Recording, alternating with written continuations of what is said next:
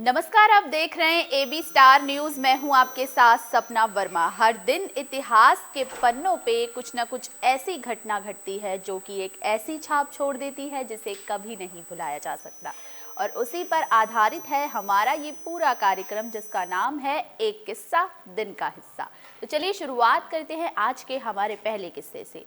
तुम मुझे खून दो, मैं तुम्हें आज़ादी दूंगा। ये नारा उस शख्सियत का है जिन्होंने भारत की आज़ादी की लड़ाई में एक अहम भूमिका निभाई। आइए नजर डालते हैं कौन है वो शख्सियत और क्या रहा उनका इतिहास। आइए जानते हैं आज क्या है खास। खंगालते हैं इतिहास के पन्ने,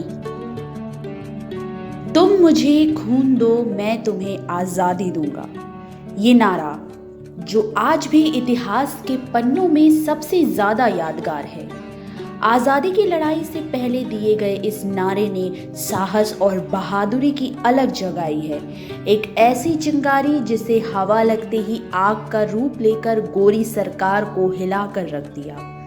वो नेता जिनको आज भी उनके इस नारे की वजह से याद किया जाता है। जब भी ये नारा गूंजता है तब तब जहन में एक छवि उमड़ती है, एक ऐसे नेता की छवि जिनका चश्मा और टोपी उनकी पहचान बना।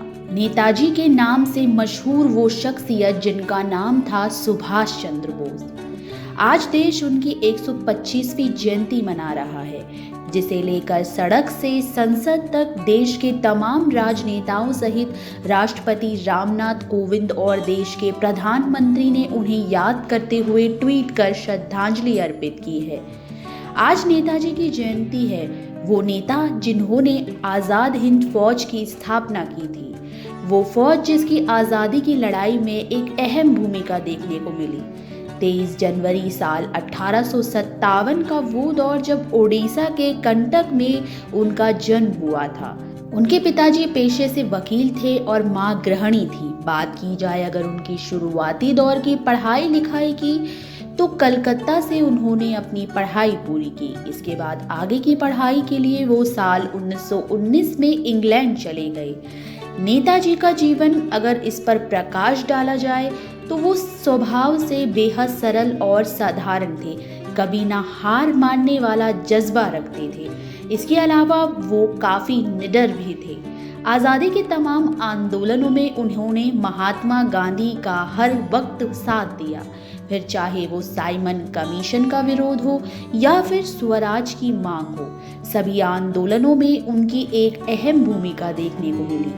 आज़ादी के कई आंदोलनों के दौरान उन्हें कई बार जेल यात्रा का सामना भी करना पड़ा, लेकिन इसके बावजूद भी उनके हौसले कभी पस्त नहीं हुए। महात्मा गांधी का नेताजी के जीवन पर काफी असर देखने को मिला।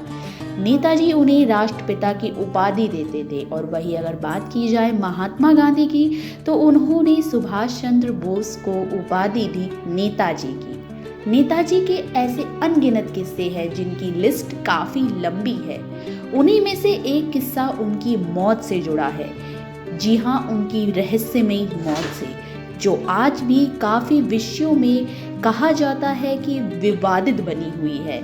सरकारी रिपोर्ट्स के मुताबिक नेताजी का निधन 18 अगस्त साल 1945 को एक विमान हादसे के दौरान हुआ था, लेकिन उसके बाद आज भी उनकी मौत पर कई सवाल खड़े किए जाते हैं, जो कि किसी साजिश की ओर इशारा करते हैं। साल 1897 का वो दौर जब नेताजी सुभाष चंद्र बोस का आज ही के दिन जन्म हुआ था। आज उनकी 125वीं जयंती है, जिस पर देश के राष्ट्रपति सहित देश के प्रधानमंत्री ने उन्हें श्रद्धांजलि अर्पित करते हुए आज उनके बलिदानों और त्याग को याद किया है। नेताजी आज़ाद हिंद फौज के संस्थापक थे। उन्हें नेताजी की उपाधि देने वाले महात्मा गांधी थे। आज़ादी के आंदोलनों में उन्होंने उस वक्त बढ़ चढ़कर हिस्सा लिया। कहा जाता है कि उन्हें कई बार जेल यात्राओं का भी सामना करना पड़ा। बढ़ते हमारे अगले किस्से की तरफ। हमारा अगला किस्सा चीन की उस दर्दनाक और ऐसी ऐतिहासिक घटना से जुड़ा है जिसने इतिहास के पन्नों पे कभी न मिटने वाली एक दर्दनाक छाप छोड़ दी है। एक ऐसी प्राकृतिक घटना जिसने उस वक्त 8 लाख से भी ज़्यादा लोगों की जान ले ली थी। चलिए नज़र डालते हैं उस घटना के इतिहास पर। 23 जनवरी साल 1556 का वो दिन जो चीन के इतिहास में एक दर्दनाक हादसे की छाप और उससे होने वाले अनगिनत जख्म छोड़ देता है। चीन के इतिहास में ये तारीख उस प्राकृतिक घटना की याद दिलाती है जिसने कई लोगों की जान ले ली, कई अपनों को उनसे दूर कर दिया। शाक्सी ये वो नाम है जो आज भी चीन में दहशत की एक खौफनाक दास्तां को बयां करता है। शाक्सी चीन में सबसे ज्यादा तबाही मचाने वाले भूकंप में एक साबित हुआ। इस जानलेवा भूकंप ने उस वक्त 8,30,000 लोगों की जानें ले ली। बात की जाए अगर इसके नाम की कि आखिर इसका नाम शाक्सी ही क्यों पड़ा, तो इसका कारण ये था कि दरअसल इसका सबसे ज़्यादा असर चीन के शाक्सी प्रांत पर पड़ा, जिस वजह से इस भूकंप को नाम दिया गया शाक्सी।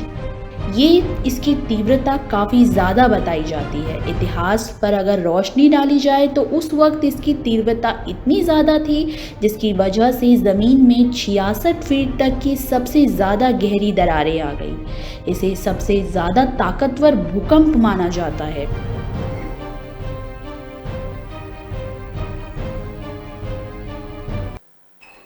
साल 1556 का वो दौर जब शांक्सी नाम का एक भूकंप चीन में आया। इस भूकंप की कुछ दर्दनाक यादें इस प्रकार थी कि इसने उस वक्त के दौर में 8,30,000 लोगों की जानें ले ली। बढ़ते हैं हमारे अगले किस्से की तरफ। हमारा अगला किस्सा जुड़ा है कुष्ठ रोग से। कुष्ठ रोग के लिए आज के दिन एक अभियान चलाया गया है।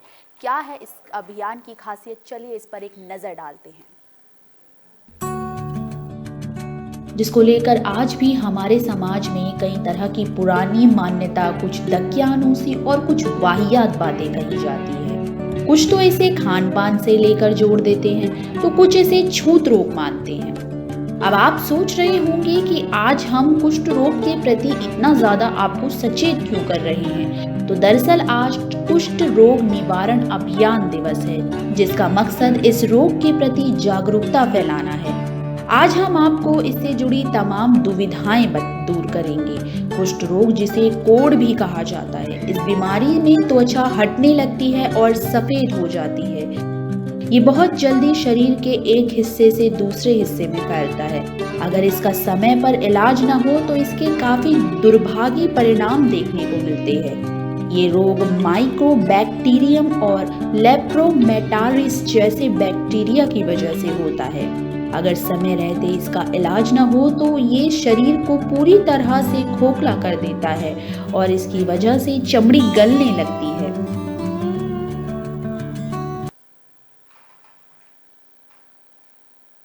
कुष्ठ रोग निवारण अभियान, जिसकी शुरुआत आज ही के दिन हुई थी, इसका मकसद लोगों में जागरूकता पैदा करना है और इस रोग के प्रति लोगों को अलर्ट करना है, ताकि लोग इसे छूत ना समझकर इसके प्रति और जो इससे ग्रस्त है उनकी मदद कर सकें।